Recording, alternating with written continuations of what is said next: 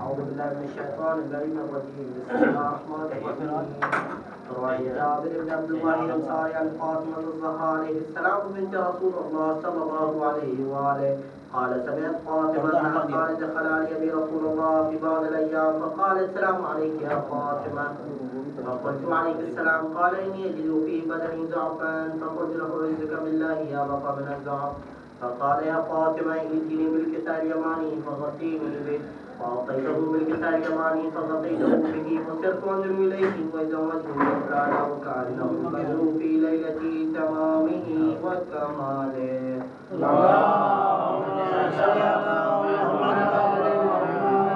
فما كانت إلا ساعة وإذا بولد الحسن عليه السلام قد أقبل وقال السلام عليك يا أمه فقلت عليك السلام قال إني أجد في بدني ضعفا فقلت له أعوذك بالله يا بقى من الضعف.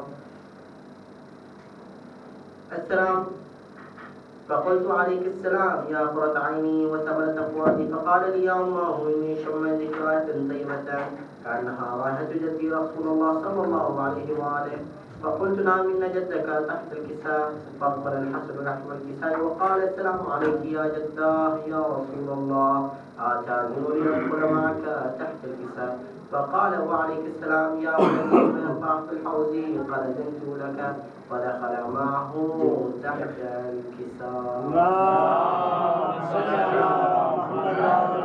فما كانت إلا ساعة وإذا بولد الحسين عليه السلام قد أقبل وقال السلام عليك يا أمه فقلت عليك السلام يا ولدي ويا قرة عيني وثمرة فؤادي فقال لي يا أمه إني شم ذكر رائحة طيبة كأنها رائحة جدي رسول الله صلى الله عليه وآله فقلت نعم إن جدك وأخاك تحت الكساء فدنا الحسين عليه السلام نحو الكساء وقال السلام عليك يا جدة السلام عليك يا من اختاره الله آتاذن لنأكل معك ما تحت الكساء فقال وعليك السلام يا ولدي ويا شافي أمتي قد أذنت لك فدخل معهما تحت الكساء.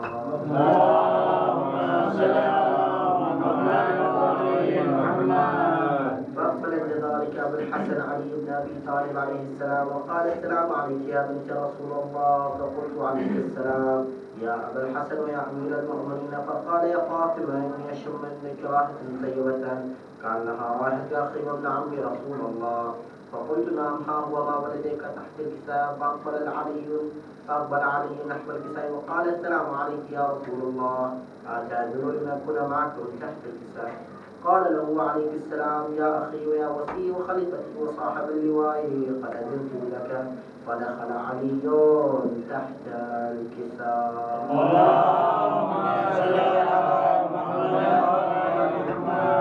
ثم أتيته نحو الكساء وقلت السلام عليك يا أبا طه يا رسول الله آتاذن لنكون معكم تحت الكساء قال وعليك السلام يا بنتي ويا بزعتي قد أذنت لك فدخلت تحت الكساء فلما كملنا جميعا تحت الكساء أخذ لي رسول الله بطرف الكساء وأومى بيده اليمنى إلى السماء وقال اللهم إن حال أهل بيتي وخاصتي وحامتي لحمهم دمي ودمهم دمي يعلمني ما يعلمهم ويحزنني ما يحزنهم أنا حرب لمن حاربهم وسلم لمن صالحهم وعدو لمن عداهم ومحب لمن أحبهم إنهم مني ولا منهم فاجعل ثوابك وبرواتك ورحمتك وغفرانك ورضوانك علي وعليهم واذهب عنهم الرجس وطهرهم تطهيرا.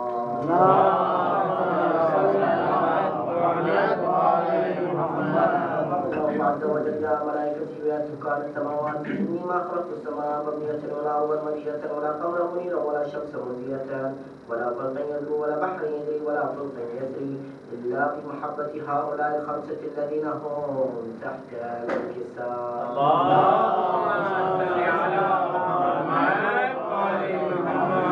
قال له جبرائيل يا ربي ومن تحت الكساء فقال عز وجل مثل بيت النبوة ومراجع الرسالة هم فاطمة وأبوها وبعلها وبنوها.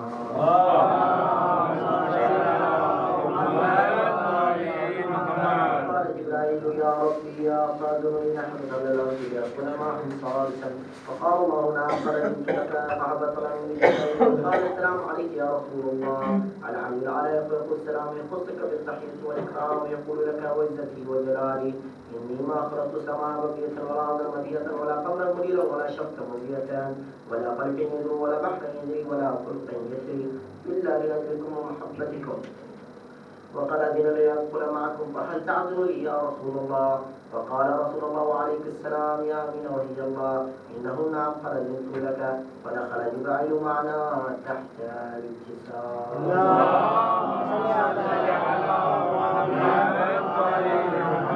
فقال لي بإذن الله قد أوحي إليكم يقول إنما يريد الله ليذهب عنكم الرجس أهل البيت ويطهركم تطهيرا.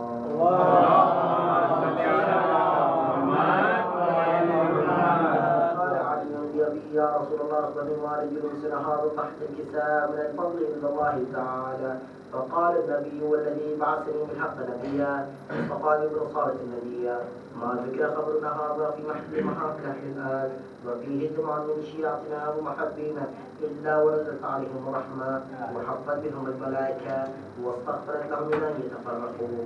فقال علي عليه السلام إذا والله كنا وفاض شيعتنا ورب الكعبة.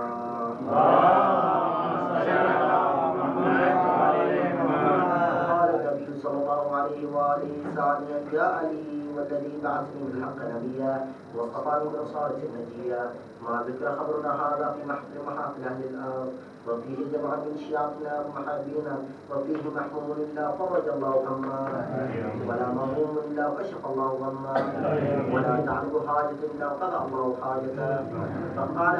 فقال علي عليه السلام تولى الحسنى وصعدنا كذلك الشيعتنا فاضوا صعدوا في الدنيا والآخرة ورب الكعبة.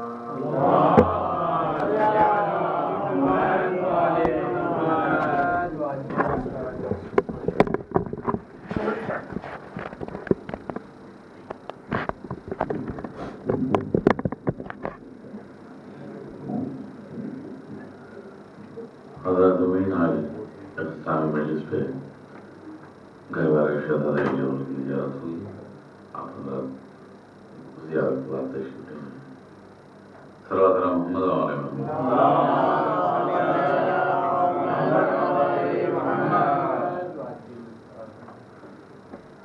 فاتحہ.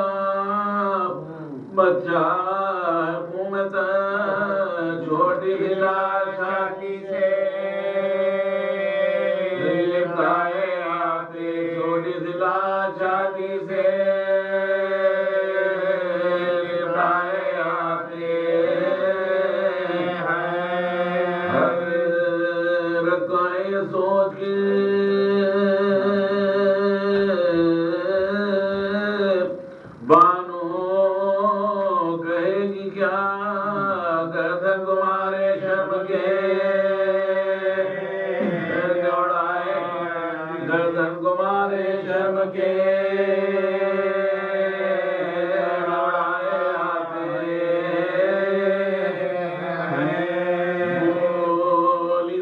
نہ جھانکے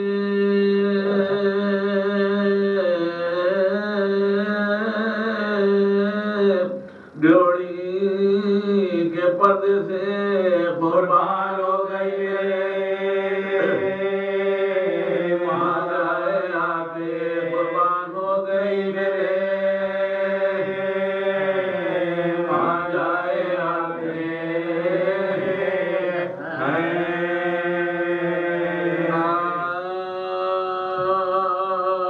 نبرو کما کی آمد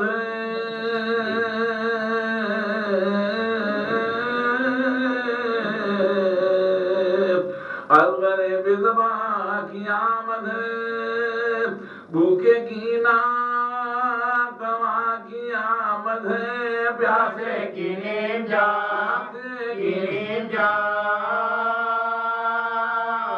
کی آمد ہے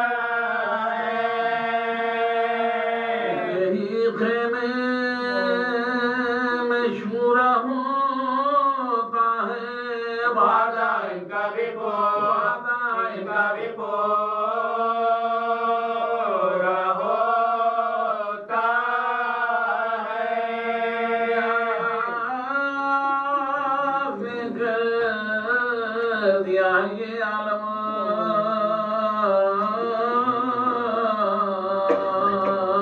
غش بغش آتے ہیں انہیں پیام ہلتے ہیں ہاتھ پاؤں بھی کم سینے میں اب نہیں سماتا دم غم سے ماتم زدوں کو سکتا ہے ننا سید بڑا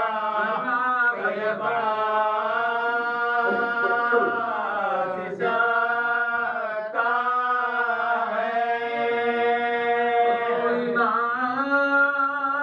گرمی کے مارے جلتا ہے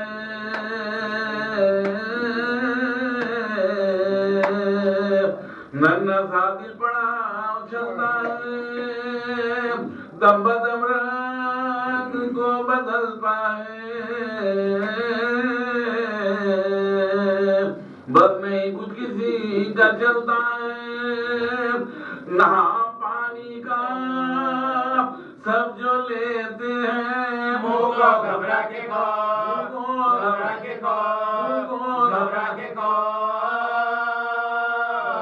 لیتے ہیں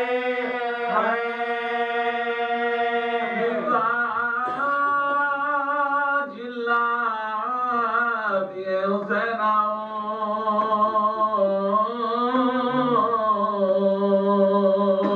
پانی بے شیر کو پلا لاؤ اپنی بہنوں کو آگے سمجھاؤ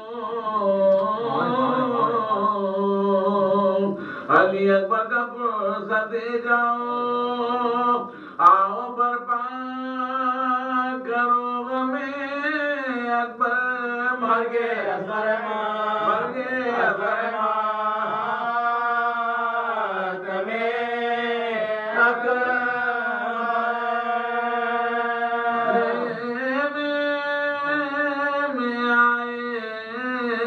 سرور عالم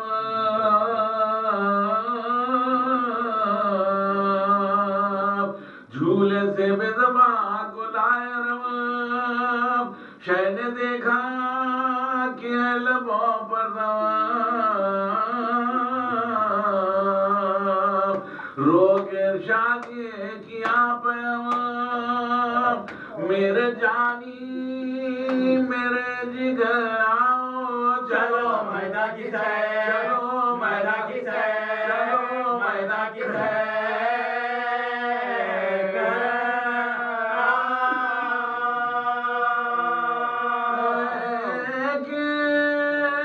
یہ روئے سرور زیجا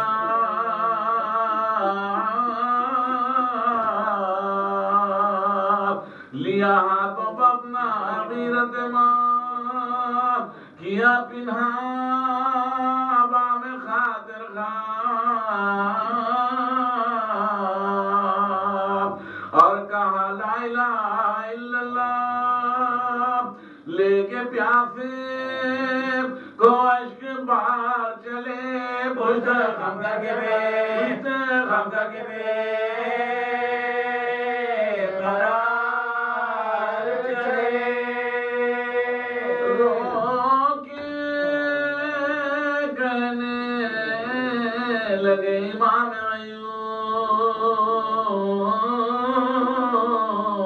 غیور غافلوں کچھ نہیں ہے تم کو شعور تم سمجھنا نہیں خدا کو دور ارے میرے بچے کا کچھ نہیں ہے قصور بے گناہ کی نہ جانو یارو میرے کہنے کے بعد میرے کہنے کے بعد لو یارو ظالموں واسطہ پیغمبر کا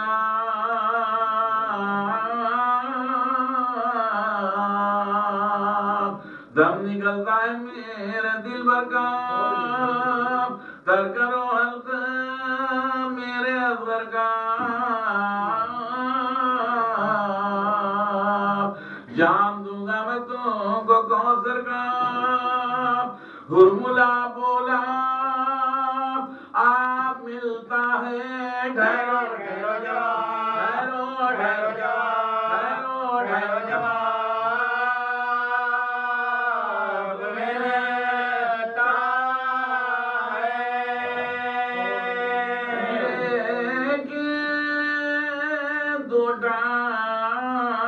کی کماں بے پیر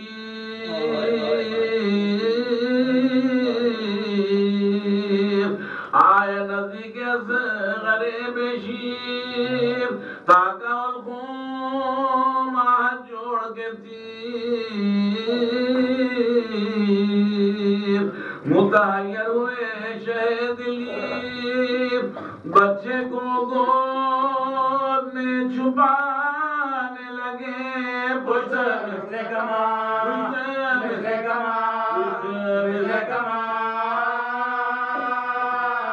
جھکانے لگے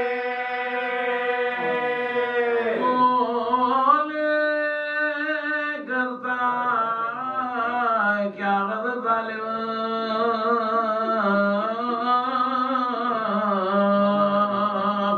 ارے مارتا کیوں بے سبب ظالم پانی مانگیں گے ہم اب ظالم سنتا تھا شیخ کا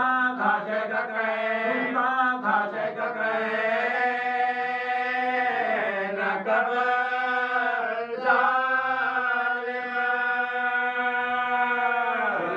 ابرو کمان کو مارا 6 مہینے کی جان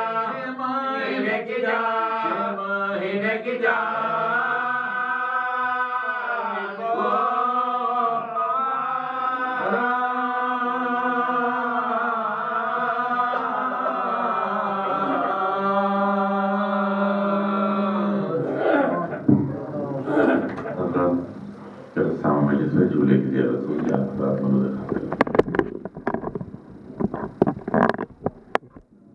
محمد آل محمد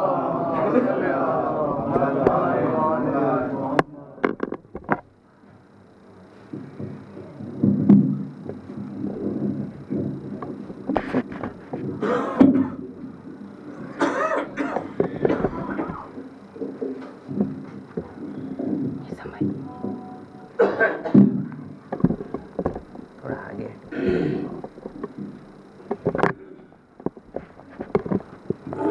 صلوات محمد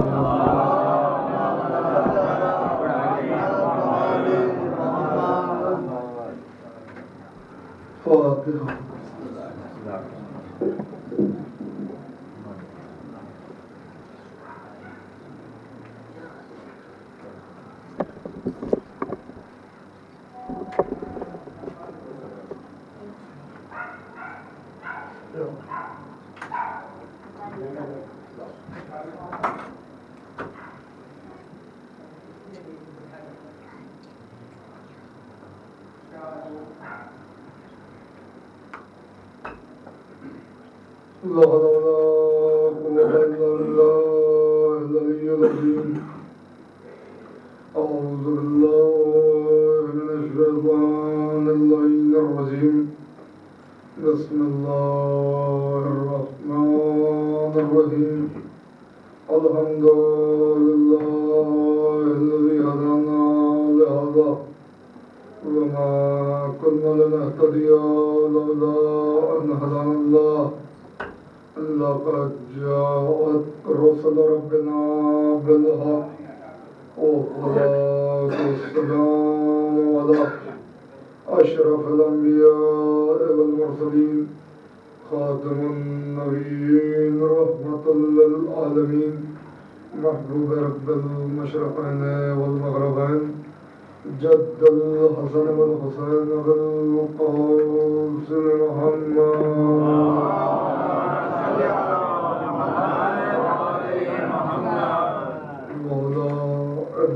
الطيبين الطاهرين المعصومين المظلومين المنتخبين المنتجبين ولعنة الله على أعدائهم أجمعين من الآن إلى يوم الدين.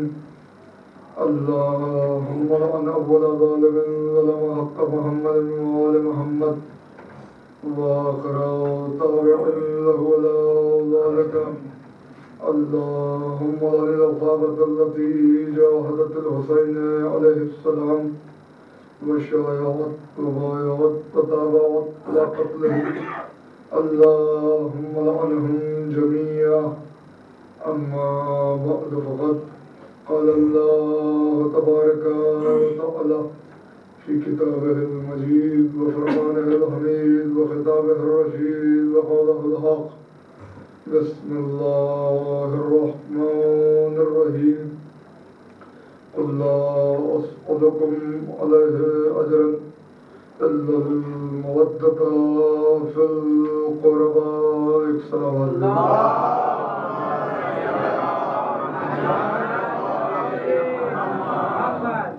صلوات الرشد محمد.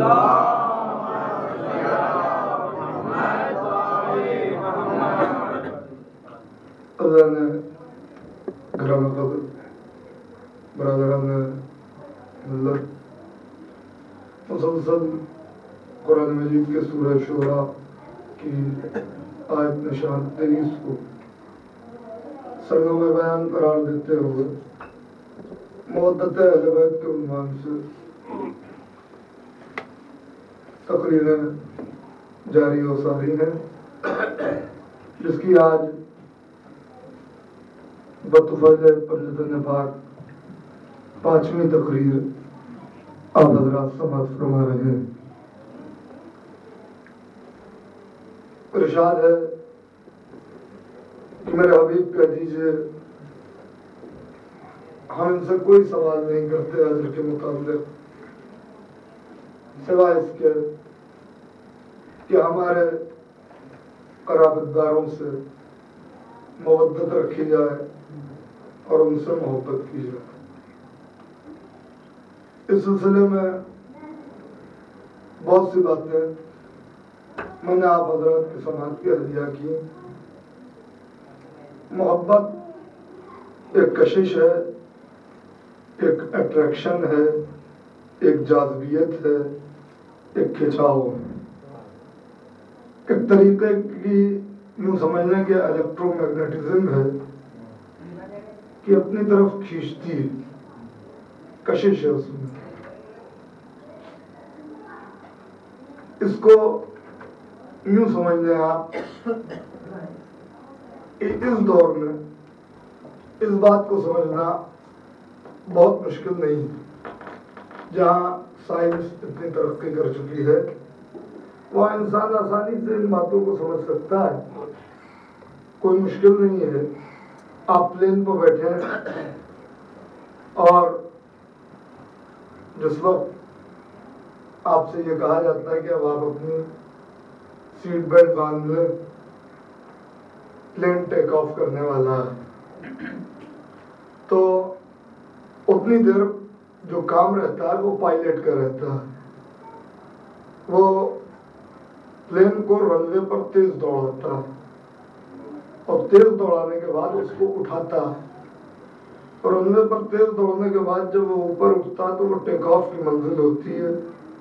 उसके बाद जब वो हवा में फिजा में पहुंच जाता है तो मसलन आपको कुवैत से दिल्ली जाना है तो उस प्लेन को वो दिल्ली के रुख पर लगा देता है, दिल्ली की सिमत पर लगा देता है।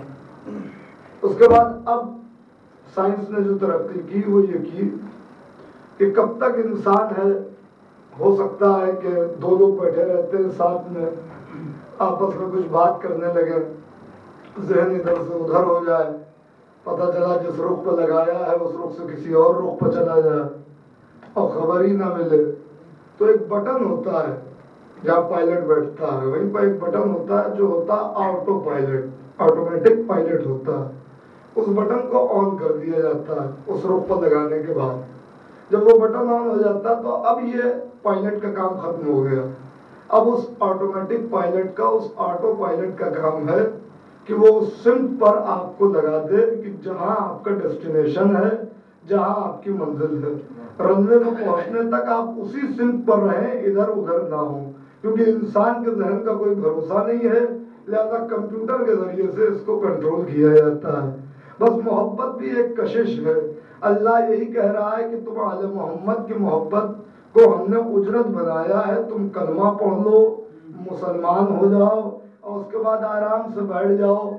अहले बैत की मोहब्बत जब दिल में आ जाएगी तो तुम खुद जन्नत के रुख पर हो जाओगे, और जब जन्नत के रुख पर हो जाओगे तो अब उसके आगे क्या होता है कि जन्नत जैसे वहां आपको जहाँ डेस्टिनेशन पर जाना है, जिस मंजिल पर जाना है, दिल्ली में जाना है, बम्बई जाना है, कहीं भी जाना हो तो वो ऑटो पायलट का काम है। और इसी तरीके से ये आले मोहम्मद की मोहब्बत भी वही काम करती है। कलमा पढ़ो, मुसलमान हो, आराम से बैठ जाओ, रुख कर लो जन्नत का। अब वहां तक पहुंचना ये तुमको पहुंचाना ये जिम्मेदारी है आले मोहम्मद की मोहब्बत की, उनकी मवद्दत की। अब जब लैंडिंग की बात आती है तो पायलट को लैंडिंग में बड़ी जहमत होती है। सबसे ज्यादा जो जहमत होती है वो लैंडिंग में होती है, और सबसे ज्यादा जो खतरा होता है वो भी लैंडिंग में होता है। इतना टेक ऑफ में भी खतरा नहीं होता जितना लैंडिंग में खतरा होता है। तो लैंडिंग करने के लिए भी उन्होंने इंतजाम कर रखा है कि रडार के जरिए, कंप्यूटर के जरिए उन्होंने इसके लिए भी इंतजाम कर रखा है कि एक खिंचाव पैदा किया जाए और कंप्यूटर के जरिए से खुद प्लेन वहां उस सरहद में जब दाखिल हो तो अपने आप आसानी से ऑटोमेटिक लैंडिंग होती है कि आराम से लैंड हो जाए ताकि इंसान को कोई परेशानी ना हो, कोई दिक्कत ना हो। बस यही आले मोहम्मद की मोहब्बत है कि रुख करके जन्नत की तरफ बैठ गए, जन्नत का रुख हो गया। अहले बैत की मोहब्बत अपनी कशिश से मुसलमान को टेक ऑफ करती है और उसके बाद आराम से ले जाके जन्नत में लैंड कर देती है। एक सलवात भेज दे मोहम्मद और आले मोहम्मद।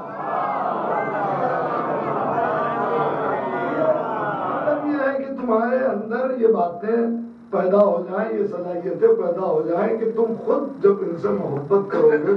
तो मैंने पहले भी अर्ज किया था कि इनकी मोहब्बत जो है वो खुद इताअत इलाही की जिम्मेदार है, क्योंकि जिससे इंसान मोहब्बत करेगा ये नहीं चाहेगा कि उसके खिलाफ या उसकी मर्जी के खिलाफ कोई अमल हो सके। अब सवाल ये पैदा होता है कि किनकी मोहब्बत के लिए अल्लाह ने कुरान में कहा। देखिए, मोहब्बत हमेशा दो किस्म की होती है। एक मोहब्बत वो होती है कि जिसमें चाहा जाए उसे फायदा पहुंचता है। एक मोहब्बत वो होती है कि जिसमें जिसे चाहा जाए उसे फायदा पहुंचता है। एक मोहब्बत वो होती है कि जिसमें चाहने वाले को फायदा पहुंचता है। दो किस्म की मोहब्बत है। एक मोहब्बत वो कि जिसे चाहा जा रहा है उसे फायदा पहुंचेगा, एक मोहब्बत वो कि जो चाहने वाला है उसे फायदा पहुंचेगा। मसलन मुझे किसी एडमिनिस्ट्रेटर से, किसी सरमायादार से मोहब्बत हो जाए तो मेरी मोहब्बत से उसे कोई फायदा पहुंचने वाला नहीं है, मगर अगर उसके दिल में ये ख्याल आ गया कि ये वाकई मेरा चाहने वाला है, ये मुझसे मोहब्बत करता है, ये मुझसे बहुत बेपनाह मोहब्बत करता है और हमारे दुश्मनों से बेजार रहता है, तो वो ये सोचेगा कि अपने इख्तिदार के जरिए, अपनी ताकत के जरिए, अपने पावर के जरिए, अपनी हुकूमत के जरिए इसको वो फैसिलिटीज फराहम की जाए جو اس کے لیے آسانی ہو جائے اور اس کو کوئی پریشانی نہ ہو. تو یعنی سرمایہ دار کی محبت سے مجھے ہی فائدہ پہنچا، اسے کوئی فائدہ نہیں پہنچا. اسی طریقے سے مجھے کسی دولت مند سے محبت ہو جائے تو میری محبت سے اس رئیس کو کوئی فائدہ پہنچنے والا نہیں ہے. مگر اگر اس رئیس کے دل میں یہ خیال آ گیا کہ یہ میرا حقیقی چاہنے والا ہے تو یہ سوچے گا کہ اپنی دولت کے ذریعے اس کی مفلسی کو دور کیا جائے. اگر مجھے کسی عالم سے محبت ہو جائے تو میری محبت سے اسے کوئی فائدہ پہنچنے والا نہیں ہے. مگر اگر اس عالم کے دل میں یہ خیال آ گیا کہ یہ میرا سچا چاہنے والا ہے تو وہ اپنے علم کے ذریعے سے میری جہالت کو دور کرے گا. اللہ قرآن میں کن کی محبت کو اجر رسالت بنا رہا ہے؟ معاذ اللہ ایسوں کی محبت کو اجر رسالت بنا رہا ہے کہ جن کے پاس اقتدار نہیں ہے یا جن کے پاس دولت نہیں ہے یا جن کے پاس علم نہیں ہے. نہیں، ایسوں کی محبت کو اجر رسالت بنا رہا ہے جن کے اقتدار کا عالم یہ ہے کہ اشارہ کرے تو آفتاب اپنی جگہ سے پلٹ آئے، اشارہ کرے تو آفتاب پلٹے، اشارہ کرے تو ستارہ چوکھٹ پہ اترے. ایسوں کی محبت کو اجر رسالت بنا رہا ہے جن کی ٹھوکر سے جو خاک اڑے اور اگر وہ کسی کے سر پر پڑ جائے تو اسے کونین کی سرداری مل جاتی ہے. جن کی محبت کو اجر رسالت بنا رہا ہے جن کے علم کا عالم یہ ہے کہ اگر عرش پر ہو تو جبریل کے استاد کہلائیں، اگر منبر پر آ جائے تو سلونی سلونی کہتے ہوئے نظر آئے. جن کی محبت کو اجر رسالت بنا رہا ہے جن کی دولت کا عالم یہ ہے کہ اگر ہاتھوں کو دھو دے تو ہاتھوں کے دھون یاقوت سرخ میں بدلتے ہوئے نظر آئے. صلوات علی محمد و علی محمد.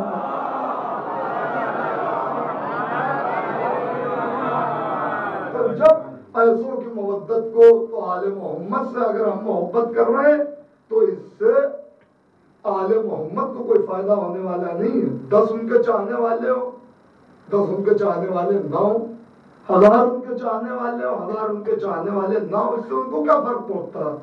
یہ ہمارا ہی فائدہ ہے اگر ہم اہل بیت سے محبت کر رہے ہیں. کیوں؟ کیونکہ ان کا چاہنے والا تو اللہ ہے، ان کا چاہنے والا تو اللہ کا رسول ہے. یہ ہمارے فائدے کی بات ہے کہ دیکھو تمہاری نیکیوں میں اضافہ ہو جائے گا، تمہارے گناہوں کو معاف کر دیا جائے گا، ہم خود تمہارا شکریہ ادا کریں گے اگر تم نے ان سے محبت رکھی. ان کی محبت کو اللہ نے اجر رسالت قرار دیا. میں نے کہا کہ القربہ یہ خاص قرابت داروں کی بات ہے. یہ خاص قرابت دار نبی نے پہچانوائے، باہر بھی پہچانوایا، گھر میں بھی پہچانوایا. باہر کیوں پہچانوایا؟ پبلک پلیس پر، تاکہ باہر والے یہ نہ کہہ سکے کہ ہمیں نہیں پتا تھا کہ نبی کے قرابت دار کون تھے. گھر میں کیوں پہچانوایا؟ یا نبی اللہ جب باہر پہچانوا دیا مباہلے کے میدان میں، آپ نے بتا دیا کہ یہ 75 میرے قرابت دار ہیں، ان کی اولادیں میرے قرابت دار ہیں، ان سے محبت رکھنی. تو جب باہر سمجھا دیا تو اب گھر میں چادر میں لے کے کیوں سمجھایا؟ کہ باہر اس لیے سمجھایا تاکہ باہر والے یہ نہ کہہ سکے کہ ہمیں نہیں پتا تھا کہ نبی کے قرابت دار کون تھے. گھر میں اس لیے سمجھایا تاکہ گھر والیاں یہ نہ کہہ سکے کہ ہمیں نہیں معلوم تھا کہ نبی کے قرابت دار کون تھے. بھائی صلوات بھیجے نا محمد و آل محمد. زیر اقتضاء یہ ہستیاں جمع ہوئی، اور جب یہ ہستیاں جمع ہو گئی تو چادر سے نور چھن کے اور عرش کی جانب جانے لگا. یہ کون سا نور ہے؟ یہ وہی نور تھا جس کی زیارت آدم نے کی تو مسجود ملائک بن گئے، جس کی زیارت نوح نے سفینے پر کی تو سفینہ مجدار سے نکل گیا، جس کی زیارت ابراہیم نے کی تو آتش نمرود گل گلزار بن گئی، جس کی زیارت موسیٰ نے کی تو انہیں کوہ طور پر گویائی کا سلیقہ آ گیا، جس کی زیارت عیسیٰ نے کی تو انہیں مسیحائی کا معجزہ مل گیا. وہی نور کہ جس کا جلوہ دلوں میں اتر گیا، اور یوسف نے کی تو چاند سا مکھڑا نکھر گیا. یوسف نے کی تو چاند سا مکھڑا نکھر گیا. وہی نور جس کی زیارت سردار میثم نے کی تو بے باک ہو گیا، بہلول نے کی تو صاحب ادراک ہو گیا. ایک صلوات ہے محمد و آل محمد.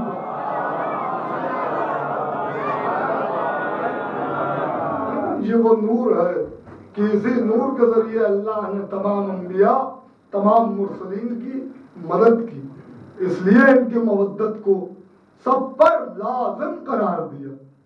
میں نے کہا نا کہ واجب، دیکھیے واجب سے بھی بڑھ کر ہے آل محمد کی مودت۔ ابھی تک تو یہی ہو رہا تھا نا کہ قرآن کی آیت ہے تو واجب ہے، مگر اب میں ذرا سا اپنے ہی بیان میں تھوڑا سا اضافہ کر رہا ہوں۔ واجب سے بڑھ کر ہے اہل بیت کی محبت۔ دلیل دوں، واجب کہنا بھی توہین ہے، واجب سے بڑی ہے۔ کیوں؟ نماز کیا ہے؟ واجب ہے۔ روزہ کیا ہے؟ واجب ہے۔ میں سفر میں ہوں، توجہ چاہ رہا ہوں، میں سفر میں ہوں، 5 دن کے لیے فرض کیجئے کویت آیا، 10 دن کا ارادہ نہیں، 5 دن کا۔ تو اب شریعت یہاں پر مجھ سے یہ کہتی ہے کہ تم جو نمازیں پڑھو گے وہ قصر پڑھو گے۔ دیکھیں کچھ کی سمجھ میں آیا، ادھر بھی سمجھ میں آیا تو بولیے نا بھائی، ساتھ میں بولیے۔ بات صحیح ہے نا، شریعت کی بات ہے نا۔ ہم اپنی مرضی کا نام تو دین ہے نہیں کہ جو ہمیں پسند آیا بس وہی دین ہے۔ معصوم کی مرضی کا نام دین ہے۔ آج قصہ کیا ہے کہ لوگ اپنی مرضی کو دین کا نام دے دیتے ہیں۔ ارے بھائی اہل بیت کی مرضی کا نام دین ہے، اللہ کی مرضی کا نام دین ہے۔ تو اگر میں سفر میں ہوں اور میرا 10 دن سے کم کا قصد ہے تو پھر شریعت کہتی ہے کہ اب نماز پڑھو گے تو قصر پڑھو گے۔ ظہر کی 4 ہے تو 2 پڑھو گے، عصر کی 4 ہے تو 2 پڑھو گے، یعنی نیت قصر کی ہوگی۔ میں بیمار ہو جاؤں، رمضان کا مہینہ آ جائے، اب مجھ پر روزے نہیں ہیں، میں روزوں کی قضا کروں گا۔ اگر میں نے روزہ رکھا تو قرآن کی مخالفت کروں گا، کیونکہ قرآن کہہ رہا او سفرن او مرضن، روزہ سب پر ہے، کتب علیکم الصیام، ہم نے روزے لکھ دیے، مگر جو سفر میں ہے یا جو مرض میں مبتلا ہے وہ روزہ نہیں رکھے گا۔ مرض صحیح ہو جائے گا تو روزے کی قضا کرے گا، سفر میں ہے تو روزہ نہیں رکھے گا، جو روزہ چھوٹ جائے گا اس کی قضا کرے گا۔ یعنی واجب اسے کہتے ہیں جو حالات اور سرکمسٹینسز کے مد نظر بدلتے رہتے ہیں۔ واجب اسے کہا جاتا ہے جو حالات اور سرکمسٹینسز کے تحت بدل جاتے ہیں۔ میں 5 دن کے لیے کویت آیا تو میری نمازیں قصر ہو گئی، میرا روزہ قصر ہو گیا، یعنی نماز 4 کی جگہ 2 ہو گئی، 4 کی جگہ 2 ہو گئی، اب 2 پڑھنی ہے۔ مجھے انصاف سے بتائیے اس اتنے بڑے مجمع میں کوئی اٹھ کے کہہ سکتا ہے کہ جب نماز 4 کی 2 ہو گئی تو اب مجھ سے یہ بھی کہا جائے کہ تم 12 امام سے محبت کرتے تھے ہندوستان میں، یہاں قصر ہے نمازیں، لہذا 6 امام سے محبت کرنی ہے، 12 امام سے محبت نہیں کرنی ہے۔ ارے بھائی جب وہاں قصر ہے تو یہاں بھی قصر کا، خبردار ایسا کرنا بھی مت۔ اگر ایسا کرو گے تو شیعہ ہی نہیں رہو گے، کچھ اور ہو جاؤ گے۔ اب میں کیا نام لوں کہ کیا کیا ہو جائیں گے۔ ایک سوال بھیجے محمد و آل محمد پر۔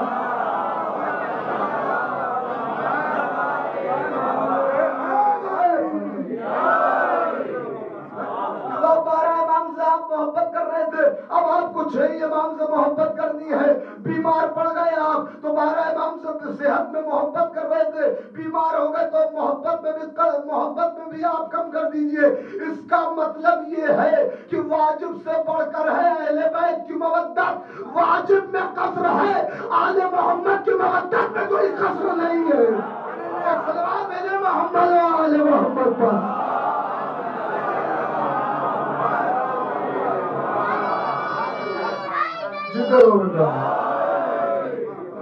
محمد کی مودت میں کسی قسم کا قصر نہیں، یہاں قصر کیا تو مقصر ہو جاؤ گے، مگر یہاں قصر نہیں ہو سکتا۔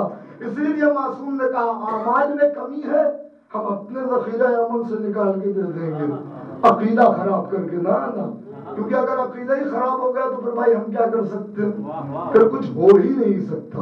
لہذا عقیدہ کو پختہ رکھنا، اور پھر ذمہ داری قرآن لے رہا ہے، نیکیاں کم ہوئی اگر تمہاری تو ہم اس میں اضافہ کریں گے، وہ من یقترف حسنۃ نزد لہ فیہا حسنا، ہم تمہاری نیکیوں میں اضافہ کر دیں گے۔ اللہ اکبر۔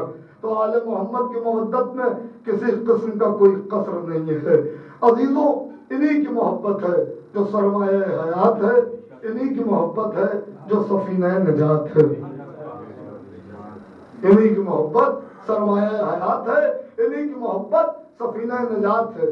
چاہوں تو بہت سی باتیں آپ سے کر سکتا ہوں، مگر موضوع ہی کے اعتبار سے گفتگو رہے تو وہ زیادہ صحیح ہوتی ہے، سود مند ہوتی ہے، فائدہ مند ہوتی ہے۔ میں نے کل محبت کے درجے آپ کو بتائے جس میں مودت آخری درجہ ہے، اور اس کے لیے بھی پروردگار عالم نے ایک حسین انتظام کیا۔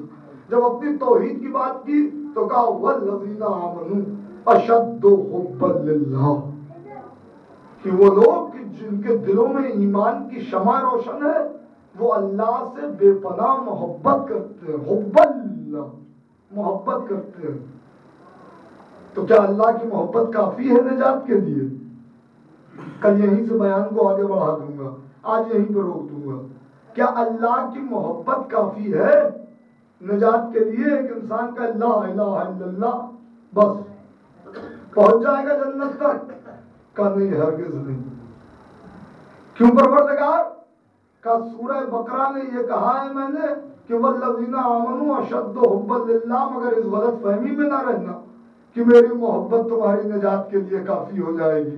تو مالک آگے کیا ہے کہ اسی کے بعد بلا فصل جو سورہ ہے اس میں ہم نے مقصد کو بیان کیا ہے، قل ان کنتم تحبون اللہ فاتبعونی، میرے حبیب ان سے کہہ دو کہ اگر یہ مجھ سے محبت کا دعویٰ کرتے ہیں تو اتباع تمہارا کریں۔ دعویٰ بغیر دلیل کے نہیں ہو سکتا۔ میں ممبر سے کہوں میں نے MCA کیا ہے، میں نے MSc کیا ہے، میں نے PhD کیا ہے، کوئی بھی اعتراض کر دے، شیروانی پہنے رہتے ہیں آپ، ٹوپی پہنے رہتے ہیں، مجلس سے پڑھتے ہوئے سنا آپ کو، کسی سافٹ ویئر کمپنی میں نہیں دیکھا، کسی سافٹ ویئر کو ڈیولپ کرتے ہوئے نہیں دیکھا، ہمیں کیا معلوم کہ آپ کو ڈیٹا بیس آتا ہے، ہمیں کیا معلوم آپ کو اوریکل آتی ہے، ہمیں کیا معلوم آپ کو جاوا آتی ہے، ہمیں کیا معلوم آپ کمپیوٹر کی لینگویجوں سے واقف ہے۔ تو میرا دعویٰ تھا وہ انکار کر سکتا ہے، اس کا حق ہے، وہ اس دعوے پر اعتراض کر سکتا ہے، مگر میں دلیل کے طور پر کیا کروں گا؟ مارک شیٹ لاؤں گا، سرٹیفکیٹ لاؤں گا، ڈگری لاؤں گا، بھائی یہ دیکھو یہ دلیل ہے، یہ اس بات کی دلیل ہے کہ میں نے فلاں سن میں فلاں یونیورسٹی سے میں نے PhD کیا ہے، یہ میرے پاس ڈگری موجود ہے، یہ میرے پاس سند موجود ہے۔ اب وہ اتنا ہی ضدی ہو کہ کہے میں نہیں مانتا، تو اب تک جو دعوے کا انکار کر رہا تھا مجھے اتنا برا نہیں لگا، مگر جب میں نے دلیل سامنے رکھی اور اس نے انکار کر دیا تو اب مجھے برا لگے گا۔ اب میں اسے کھری کھوٹی سناؤں گا کہ تو جاہل ہے، تیرے پاس تمیز نہیں ہے، تیرے پاس تہذیب نہیں ہے، تجھے پتہ نہیں ہے۔ بہت توجہ رکھیے گا عزیزان گرامی، یعنی دعوے کے اعتراض پر برا نہیں لگتا مگر دلیل کے اعتراض پر برا لگتا ہے۔ دعویٰ ہے اللہ کی محبت، دلیل ہے رسول کا اتباع۔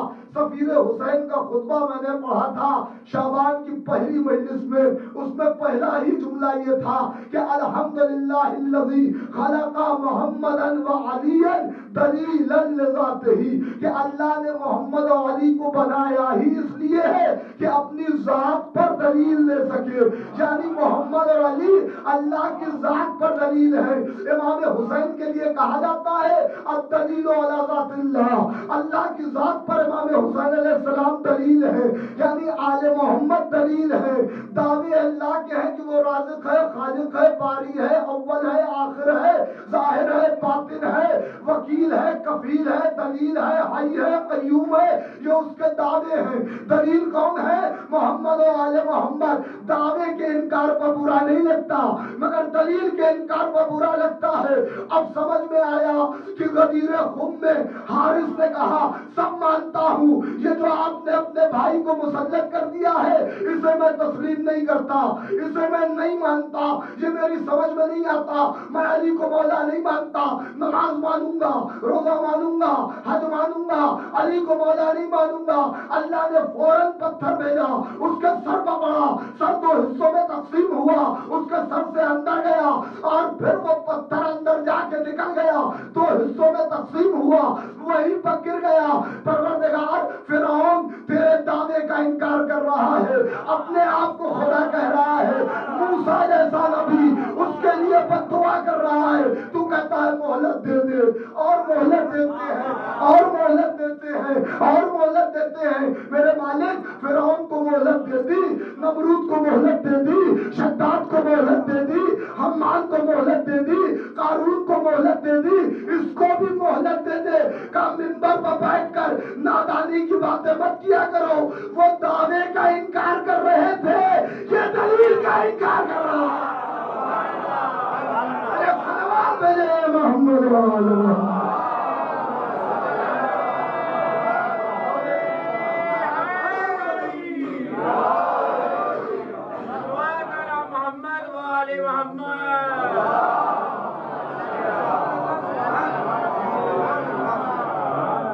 وہ دعوے کے منکر تھے, یہ دلیل کا انکار کر رہا ہے.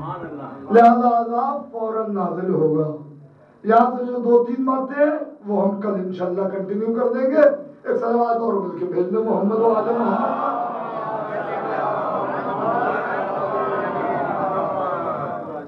تو اللہ نے انہیں اپنی ذات پر دلیل بنایا. لہذا جب بھی خدا کے دین پر وقت پڑے گا کوئی اور نہیں بولے گا, یہی سامنے آئیں گے.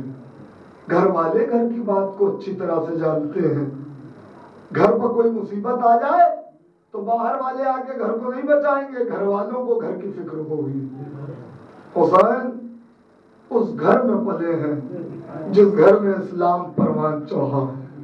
لہذا جب اسلام اور حسین کا بچپن کا ساتھ ہے, لہذا جب اسلام پر وقت پڑا تو حسین نے کہا میرے نانا کے دین, بچپنے سے ہم اور تو ایک ساتھ رہے, ایک ہی گھر میں پلے, ایک ہی گھر میں پروان چڑھے, ایک ہی دسترخوان پر بیٹھے.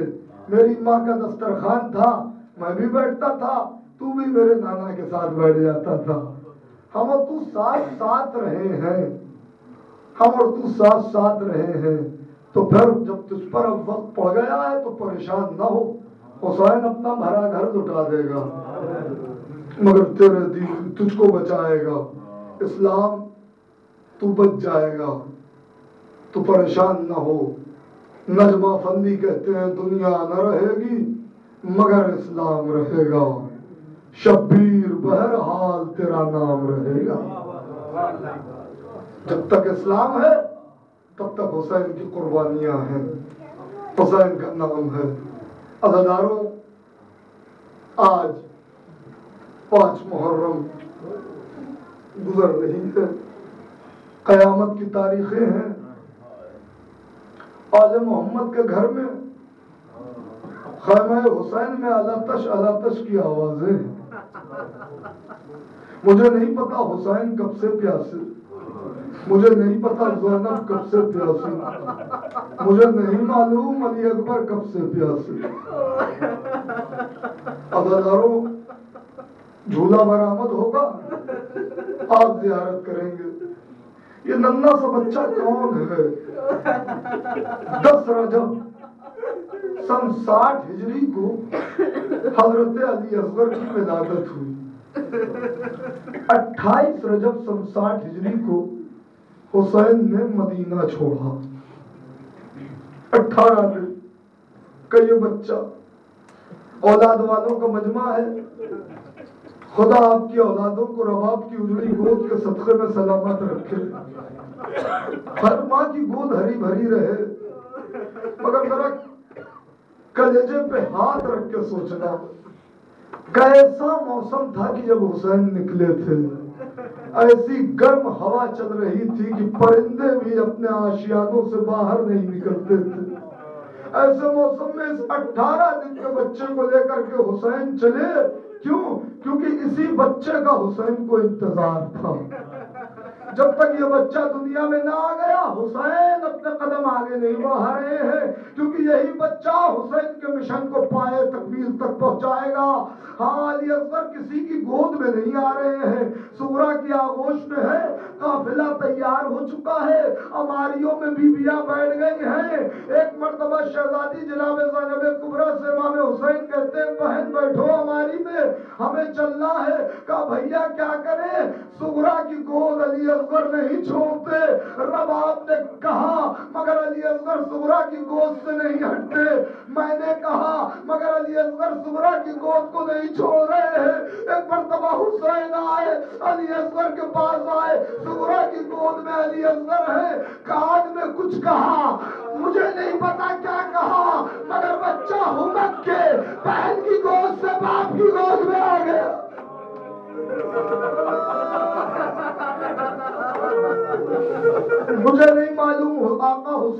کیا کہا، مگر عزادارو میرا دل کہتا ہے اتنا ضرور کہا ہوگا، میرے لال اگر آپ نہیں چلیں گے تو بس اتنا سن لیجئے کہ محضر شہادت میں آپ کا نام بھی لکھا ہوا ہے۔ اتنا سننا تھا، علی اصغر گود میں آ گئے، ہاں سغرا تڑپ کے رہ گئی، قافلہ چلا گیا، عزادارو جھولا برآمد ہوگا، ایک دکھیاری ماں کا بچہ جہاں رباب جھولا جھلاتی تھی شب عاشور، اور اصغر سے کہتی تھی میرے لال کل صبح ہر ماں اپنے بیٹے کو قربان کرے گی، اے میرے لال میں آپ کو کیسے قربان کروں گی، آپ تو میدان میں جا نہیں سکتے۔ عجب نہیں زبان بے زبانی سے علی اصغر نے کہا ہو اماں کل بھیا قاسم اپنے قدموں سے میدان میں جائیں گے، بھیا علی اکبر اپنے قدموں سے میدان میں جائیں گے، اماں مجھے تیرے شیر کی قسم ہے اگر میں کل میدان میں بابا کے قدموں پر نہ گیا تو مجھے اپنا بیٹا نہ کہنا۔ اللہ اللہ، وہ وقت آ گیا جب حسین کی آواز گونجی، حل من ناصر ینصرنا، حل من مغیث یغیثنا، ہے کوئی میرا مددگار، ہے کوئی جو میرے استغاثے پہ اپنی آواز بلند کرے۔ کٹی ہوئی گردنوں سے آواز آ رہی تھی، کائنات ہل رہی تھی، آسمان کانپ رہا تھا، زمین لرز رہی تھی، وہ قیامت کا سما تھا کہ خیمے سے ایک شور گریہ بلند ہوا، حسین آئے کیا ہوا، یہ شور گریہ کیسا، ابھی میں زندہ ہوں۔ بی بی زینب نے کہا بھیا جب آپ نے آواز استغاثہ بلند کیا تو علی اصغر نے اپنے آپ کو جھولے سے گرا دیا۔ بس اگراروں دو تین فکرے اب مجلس تمام کر دوں گا، یہی مصائب آپ سنتے رہتے ہیں، یہی چیزیں آپ سنتے رہتے ہیں، مگر وہی رونے میں کوئی کمی نہیں ہوتی، یہی تو وہ غم ہے جو صدیاں گزر گئی مگر ابھی بھی تازہ ہے، ابھی بھی انسان کے دل میں اس غم کا زخم تازہ ہے۔ ہاں عزاداروں قیامت ہو گئی، حسین نے کہا رباب میرے بچے کو دو، شاید یہ ملائی میرے بچے کو پانی پلا دے۔ ماں سے یہ کہہ کے چلے، ماں سمجھ گئی کہ حسین لے جا رہے ہیں، علی اصغر کو نیا کرتا پہنایا، نیا کرتا پہنانے کے بعد آنکھوں میں سرما لگایا، کمر میں ایک رومال باندھ دیا، میرے بیٹے آپ میدان میں سپاہی بن کے جائیں گے۔ ہاں جب ماں اپنے بیٹے کو کہیں باہر بھیجتی ہے تو چہرے کو پانی سے صاف کرتی ہے، ہاں رباب پانی سے کہاں لائے، علی اصغر کے چہرے کو اپنے چہرے کے نیچے رکھا، اتنا روئی کہ چہرہ آنسوؤں سے تر ہو گیا۔ کہا میرے لال آپ جائیے، میرے لال آپ میدان میں جائیے، مگر میرے لال جب آپ میدان میں جائیں گے، ہاں آپ اپنے قربانی دیں گے، آپ کے دادا کی گود میں آپ پہنچ جائیں گے، آپ کے دادا ساقی کوثر ہے، وہ کوثر کا جام آپ کے سامنے لائیں گے، آپ کو کوثر کا پانی پلائیں گے، تو آپ اتنا کہہ دیجئے گا دادا میں ابھی پانی نہیں پیوں گا۔ جب دادا پوچھے کہ بیٹے آپ پانی کیوں نہیں پیئیں گے تو کہہ دیجئے گا دادا ابھی کربلا میں میرا بابا پیاسا ہے، میری بہن سکینہ پیاسی ہے۔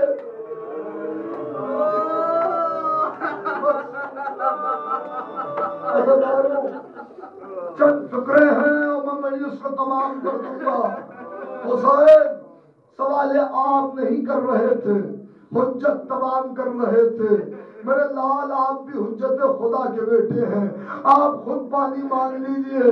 وہ کیا تھا، ایک مرتبہ علی اکبر نے اپنے سوکھے ہوئے ہونٹوں پر سوکھی زبان پھیری، فوج میں کوہرام مچ گیا، عمر سعد نے کہا یقطع کلام الحسین، حسین کے کلام کو قطع کر دے، ہرملا نے 3 پھلوں کا تیر چلے کمال میں جوڑا، چاہتا ہے کہ روانہ کرے، تیر کانپنے لگا ہاتھ، تیر چھوٹ کے گر گیا، پہلی بار ایسا ہی ہوا دوسری بار ایسا ہی ہوا، تیسری بار ایسا ہی ہوا۔ عمر سعد نے کہا فرمودا اگر کوئی مجھ سے پوچھتا کہ عرب میں سب سے بڑا تیر انداز کون ہے تو میں تیرا نام لیتا۔ میں نے تجھے کبھی نہیں دیکھا کہ تیرا نشانہ خطا ہوا ہو۔ یہ 3 بار تجھ سے تیر کیسے چھوٹ گیا، یہ کمان کیسے چھوٹ گئی؟ اور بلا کہتا میں کیا کروں؟ میں نے پہلی بار نشانہ لیا، دیکھا کہ کوئی بزرگ ہے جو بالوں کو بکھرائے ہوئے ہے۔ اے اور بلا کیا غضب کرتا ہے؟ ارے میرا لال 3 دن کا بھوکا پیاسا ہے۔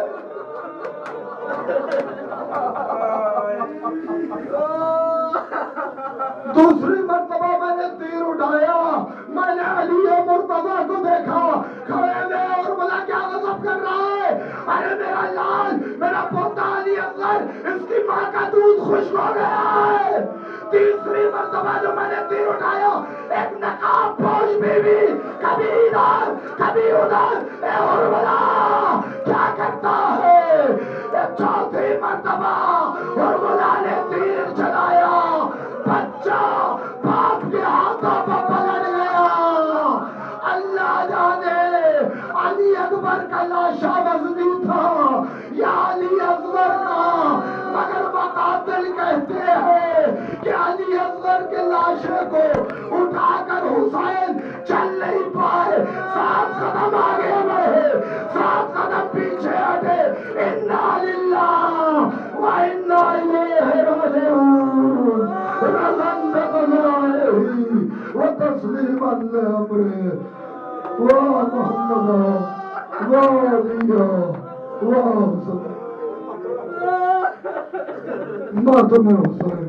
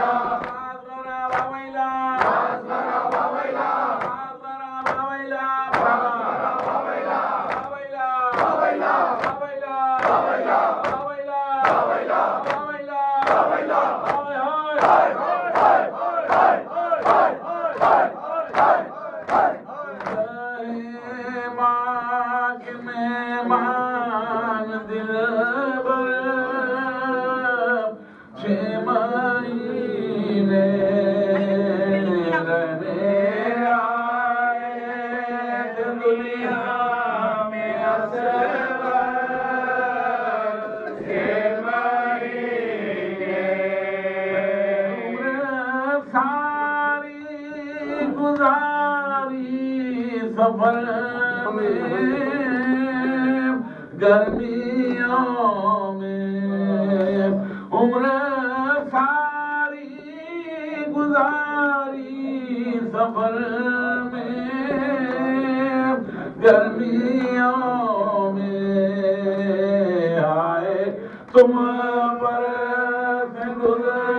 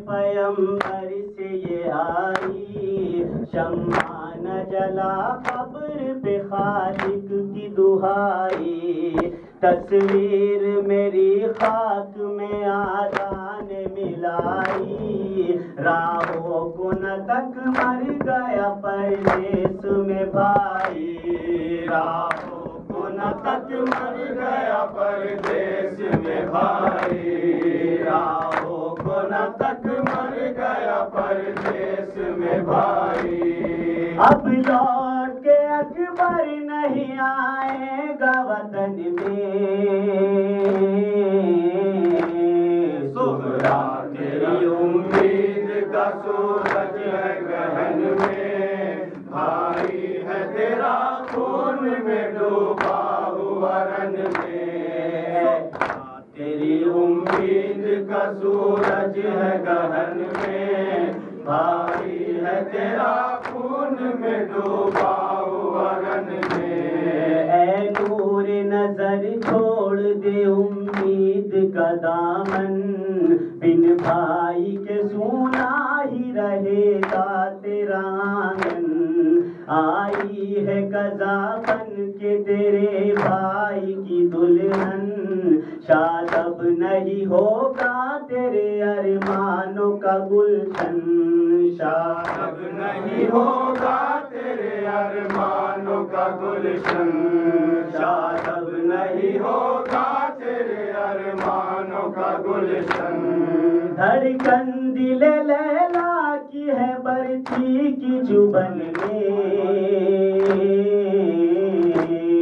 صبح تیری امید کا سورج ہے گہن میں، بھائی ہے تیرا خون میں ڈوبا ہوا رن میں، صبح تیری امید کا سورج ہے گہن میں، بھائی ہے تیرا خون میں ڈوبا ہوا رن میں۔ تاراج فضا کر چکی زہرا کا گلستہ، ہے خون میں ڈوبے ہوئے رن میں میرا غلطہ، صغرا میری مرقد پہ نہ کر اب یہ چراغا، کچھ دیر میں آئے گی ابھی شام غریبا، کچھ دیر میں آئے گی ابھی شام غریبا، کچھ دیر میں آئے گی ابھی شام غریبا۔ ہے خاک پہ بیٹھا ہوا کنبہ میرا بن میں،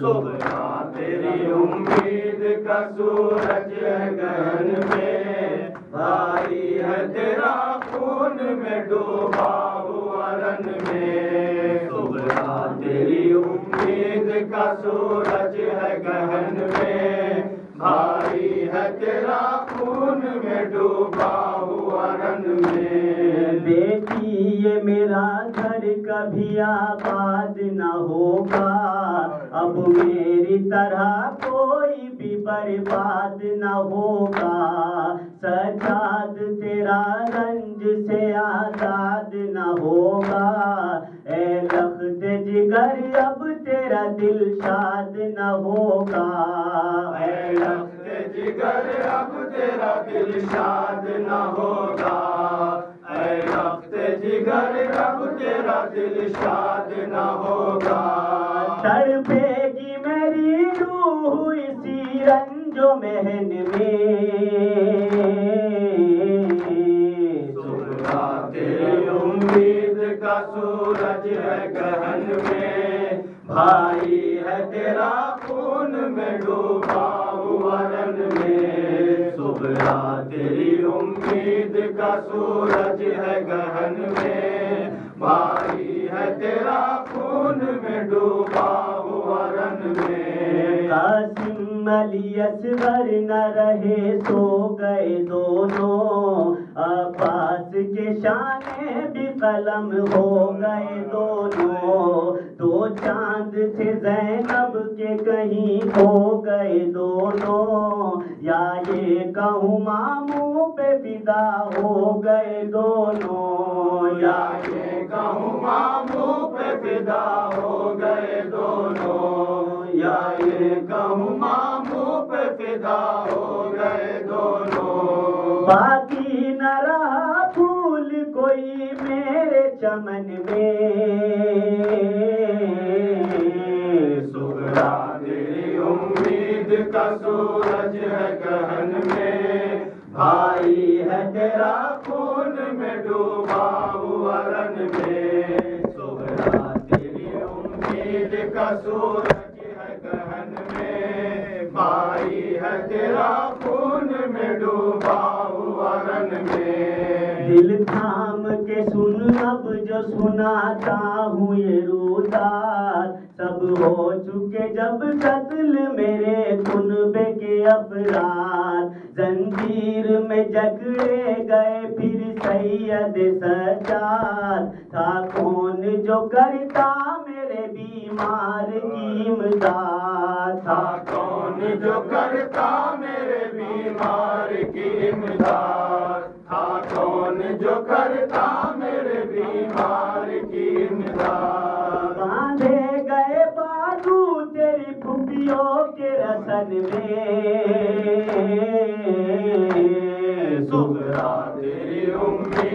کا سورج ہے گہن میں، بھائی ہے تیرا خون میں ڈوبا ہوا رن میں، صغرا تیری امید کا سورج ہے گہن میں، بھائی ہے تیرا خون میں ڈوبا ہوا رن میں، شمع نہ جلا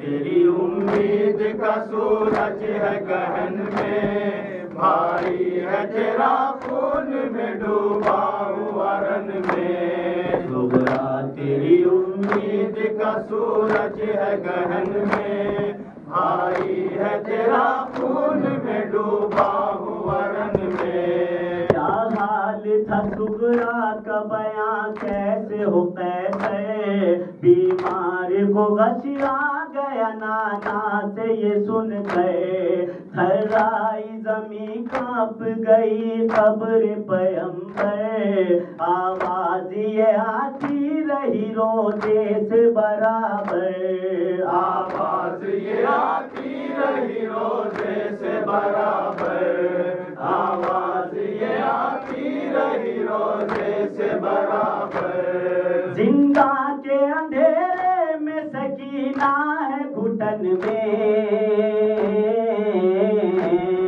صغرا تیری امید کا سورج ہے گہن میں، بھائی ہے تیرا خون میں ڈوبا ہوا رن میں، صغرا تیری امید کا سورج ہے گہن میں، بھائی ہے تیرا خون میں ڈوبا ہوا رن میں، شمع نہ جلا